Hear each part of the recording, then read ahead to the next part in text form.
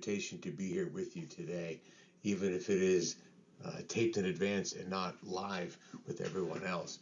My name is Spiro Catalan. I'm from the Division of Hematology at Ohio State University in the United States. It's my pleasure to be here to talk about thrombocytopenia in critical care. When should I be thinking about the diagnosis of TTP?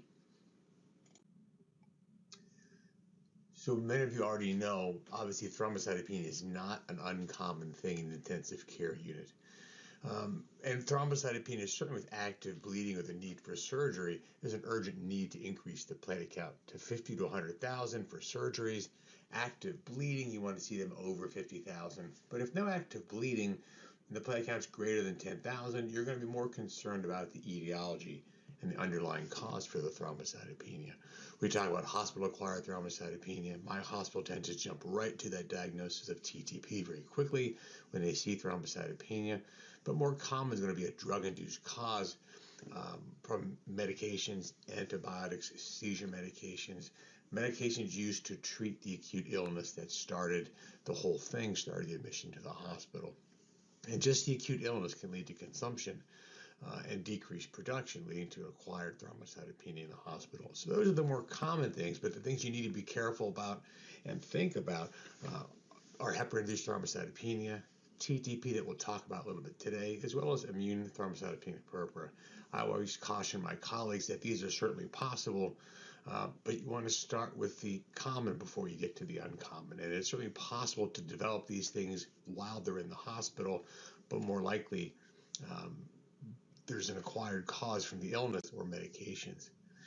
These are not data aren't new to this crowd, but you can certainly see the nadir platelet count and the relative mortality shown in the gray bars. And the lower the platelet count, the greater the mortality. This isn't mortality, obviously, from a low platelet count, but obviously giving you an example of the more severe the illness, the lower the platelet count. And you can see in the graph on the left, the table there showing the causes of thrombocytopenia.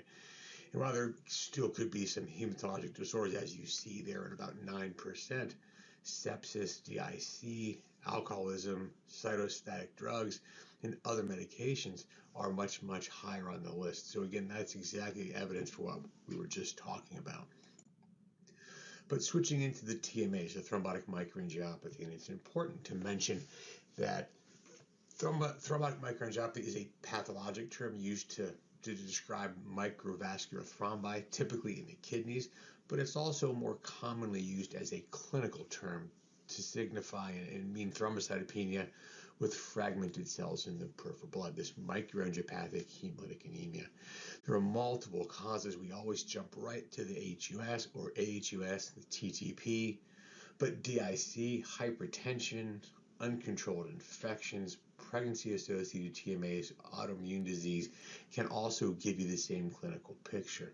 So finding a TMA is not making the diagnosis. It's giving you an umbrella of potential etiologies. You need to now go and figure out what caused your thrombotic microangiopathy. What is this specific etiology that has to be addressed? We're going to focus on TTP today, and a primarily immune-mediated TTP. And this is, I think, a very elegant figure, image from the late F.N. Sadler, showing in the top the normal physiology, where you see in the microvasculature under higher shear forces, you see this secretion of ultra-large VWF multimers that are cleaved by the atom TR13 protease. So you get physiologic-sized multimers and platelet VWF interactions, thrombi occurring where you need them to occur at sites of vascular injury. In the bottom panel, you see the pathologic state, whether it's a congenital deficiency or an antibody interfering with the function or clearing the atom TS13 protease. You don't get cleavage of the ultra-large multimers, and you can get the spontaneous forming of microthrombotic disease from platelet VWF aggregates, again, under high shear forces in the microvasculature typically.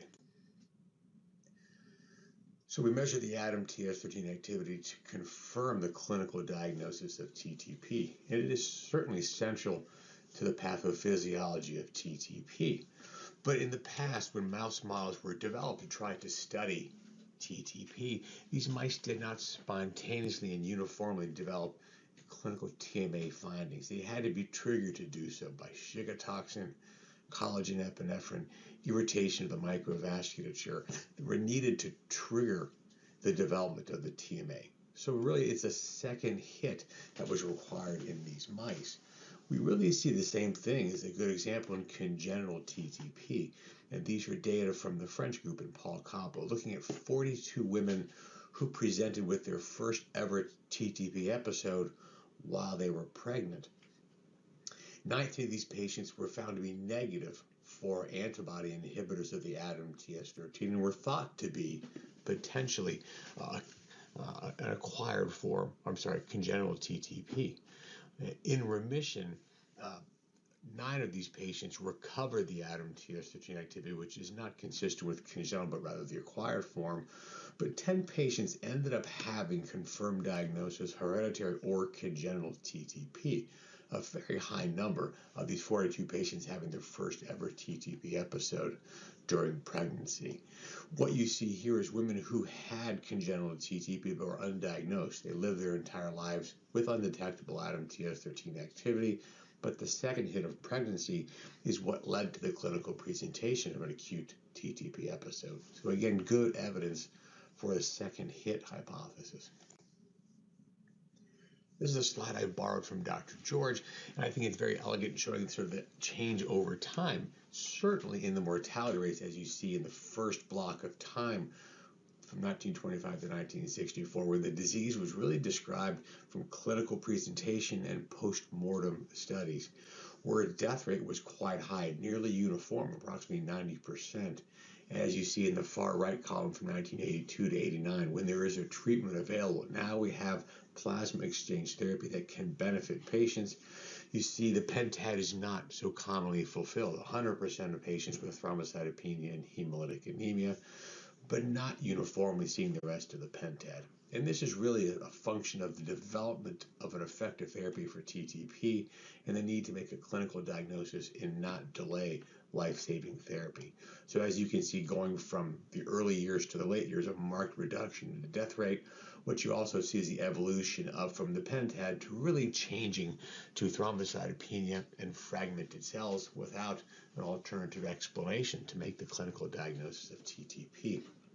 Dr. George often has told me he spent the first half of his career teaching the pentad of TTP, and the last half of his career telling people to stop or forget about the pentad of TTP. So it's really just thrombocytopenia, fragmented cells, without an alternative explanation. So how can you clinically predict in the patient in front of you how likely they are to have severely deficient ADAMTS13 activity and need emergent plasma exchange therapy? We're going to talk about the plasma score, which is very helpful, I think, as well as the French score being very helpful. But these are really both based on the same thing, the platelet count and the serum creatinine. And multiple groups use differing thresholds for the ADAMTS13, but these are certainly divergent groups that did not necessarily hover over this dividing lines that were used. But if you look at the patients who were eventually found to be severely deficient for the ADAMTS13 activity, they had a much lower platelet count than those that were non-deficient. And there was renal injury present, but not severe or significant, and very rarely end-stage or acute renal failure requiring hemodialysis. So in patients who were found to have severely deficient ADAMTS13 activity, what you saw was a lower platelet count at presentation, as well as lesser degrees of renal injury being present.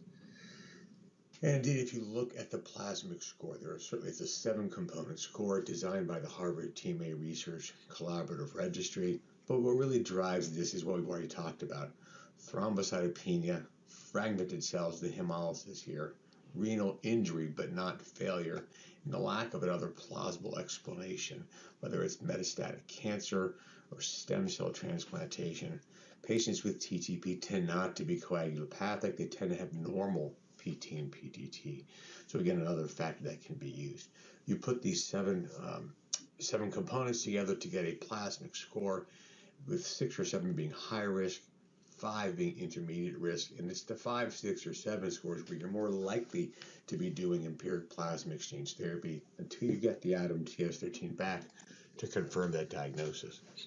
What happens many times is plasma exchange is rapidly started. You don't want to delay it to get any testing, even the ADAM TS13 testing. You'd like to get a pre-treatment sample. But if you don't, all is not lost. And we looked at this a couple of years ago, looking at the ADAM TS13 activity when it's measured immediately before the next day's plasma exchange procedure. And in this study, 19 patients were undetectable.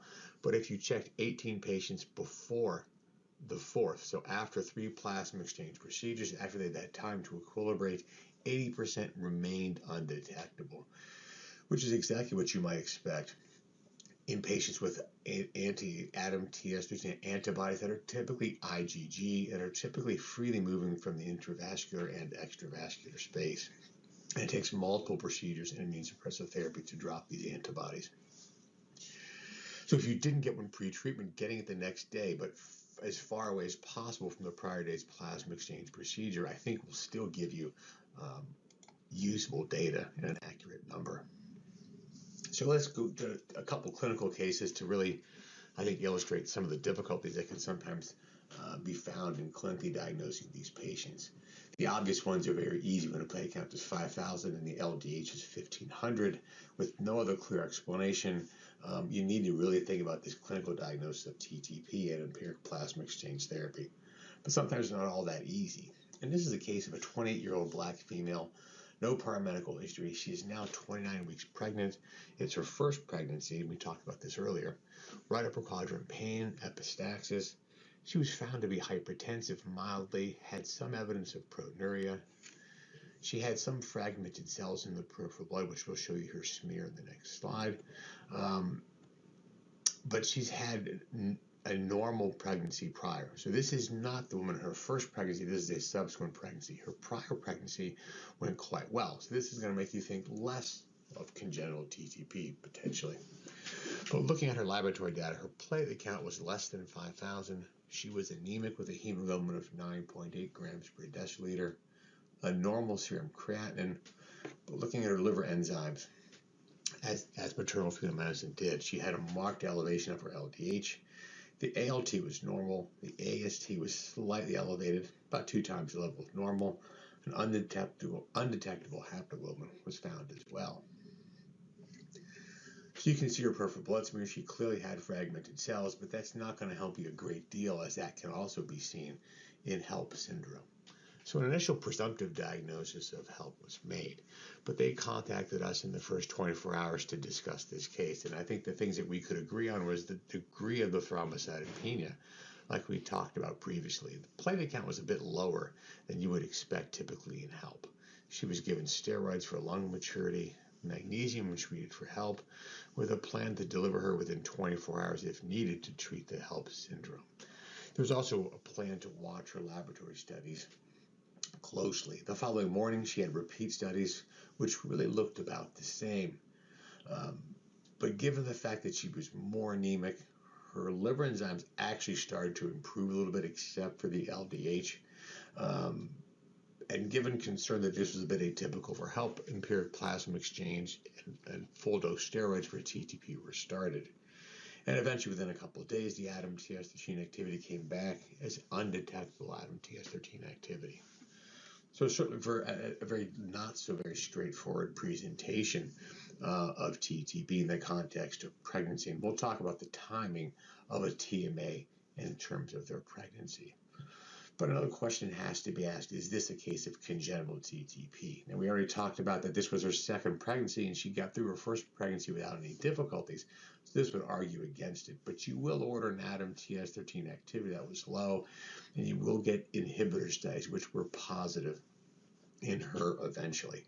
But in someone who is in their first pregnancy who does not have evidence of an antibody inhibitor, you might consider the need for genetic testing to confirm that this may be a case of congenital TTP. But some other clues that you should look at and think about. Patients, when you're not removing antibodies, but just adding back protease, the recovery is typically quicker. So when a patient diagnosed with TTP, and up front, you cannot tell the difference reliably between a congenital and immune-mediated TTP. But the patients who get better quickly, so the platelet count rises more quickly, the LDH falls a little quicker, You might want to consider this as a case of congenital TTP in the context of her ADAM-TS13 inhibitor studies. And again, if this is the patient's first pregnancy, you might think about this as more likely to be congenital as well. So those are some of the clues that you might see.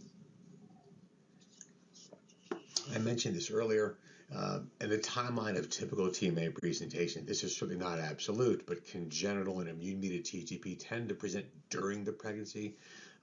First, maybe for congenital, but second and third for the acquired form. Preeclampsia or HELP are going to develop pretty much in the third trimester, and a complement-mediated TMA or AHUS, you're more likely to see postpartum than during the pregnancy itself. So it's just a guide to help you think about these presentations in the context of the other things we've talked about, the platelet count, the serum creatinine. Sort of a very interesting case that I saw just a couple of years ago. This was the case of a 23-year-old female who we saw initially in our rehabilitation hospital here at Ohio State University. But several weeks earlier, she presented to an outside hospital after she fell off a treadmill at a gym. So very healthy, exercising, fell off a treadmill, and a CT angiogram showed a left middle cerebral artery stroke. She got thrombolytic therapy at the outside hospital, and eventually was transferred to us to see for rehabilitation as she lives here in Columbus. She had no prior past medical history. She clearly had a stroke on presentation with aphasia, hemiparesis, and a facial drop. They did report schistocytes in the peripheral blood, as well as a thrombocytopenia with a platelet count of 19,000, an elevation of the LDH, and an undetectable haploglobin. But as can sometimes happen, these can be diagnosed as ITP instead of TTP. So ITP is the immune destruction of your platelets, typically associated with bleeding, not clotting.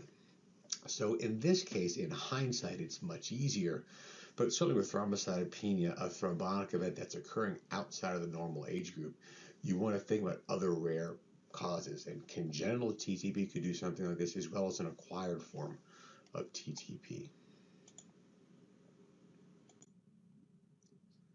So we saw her again as a consult. As she's now in recovery, she now has a normal platelet count, hemoglobin is improved, LDH is going back to normal, and her haploglobin is now measurable. She had an ADAM-TS13 drawn, which came back in that indeterminate range of 10 to 20%. But in a young female who had a cerebrovascular accident and evidence for a TMA on the outside labs, it's certainly something that needs to be considered. The steroids that she got several weeks earlier may have resulted in the improvement of the ADAM-TS13 activity. And indeed, during long-term follow-up, 2 to 3 months later, she was eventually found to have undetectable ADAM-TS13 activity in remission, telling us her event was likely TTP from the very beginning. These are certainly not easy diagnoses to make, but I think the teaching point here is this stroke occurred in a population or a patient where you wouldn't have expected. You know, less than 10,000 platelets, I was always taught by my mentor and teacher, Dr. George, think about ITP, TTP, or drug-induced thrombocytopenias. But the development of a stroke in a young female without another explanation really should get you thinking about something like TTP, which is rare, but certainly her presentation is rare for a 23-year-old. And organ injury, whether it's stroke or kidneys, is not consistent with ITP, typically bleeding issues. And you have to exclude other etiologies of thrombocytopenia, but she had really no medical problems, no illnesses, no medications, and you have to resist the temptation to say her thrombocytopenia is consumptive. That may be right the majority of the time, but with other factors there, you have to be a bit careful. So as I finish up here, we'll talk about really where the field's heading in the future. These are data now that are more than 10 years old from Dr. George and his group at Oklahoma, looking at 70 patients with a diagnosis of TTP confirmed by undetectable ADAM-TS13 activity. 57 survivors as of 2012 were evaluated and compared to U.S. norms. And what was interesting and quite striking, as you can see in this solid line here, is the probability of death was increased in those with a prior history of TTP. So just having had TTP in the past gave you a shorter life expectancy. You could say these were all TTP relapses, but if you look more carefully, you start to see other things. And you see things that we're starting to be aware of that occur more commonly in TTP patients in remission and in recovery: cardiac arrest, cerebrovascular accidents, coronary insufficiency. You certainly see evidence of TTP relapses, but you need to be a bit careful and just look at these data and say this is all TTP. This was the first hint that these things may not be, patients may not be completely recovered, and they may be at risk for long-term complications. I'm jumping ahead a couple of years just to summarize, but these are some interesting data reported by Shruti Chaturvedi and her group, looking at our cohorts from Ohio State and Johns Hopkins University, looking at the rates of MACE in remission, so major adverse cardiac events in patients in remission from a prior diagnosis of TTP. These MACE events include strokes, non-fatal MIs, and cardiac revascularization. And Shruti may have more to say about this during this session as well. But it's quite striking, the rates of MACE: 28% of any MACE, stroke 18%, non-fatal MI nearly 7%, and cardiac revascularization nearly 5% in patients who were TTP survivors. I should note that these rates are much higher than you would expect when they were reported in patients with known cardiovascular disease, cardiac disease, as well as vascular disease. These events are also happening much younger and much earlier in life. So really at the beginning point of trying to understand these long-term complications, why they're occurring, how to best screen for them and prevent these going forward. The reason I mentioned it to your group as intensive care doctors is patients with a prior history of TTP who may be hospitalized for a different reason, you want to keep this in the back of your mind, and they may be at greater risk for cardiovascular events, even if there's not an acute TTP episode going on. So with that, I'll stop and thank you for your attention. And this is where I will be when this webinar is going on, the Westlings course in North Berwick, Scotland. Hopefully getting a day like this where it's not raining. Thank you all very much.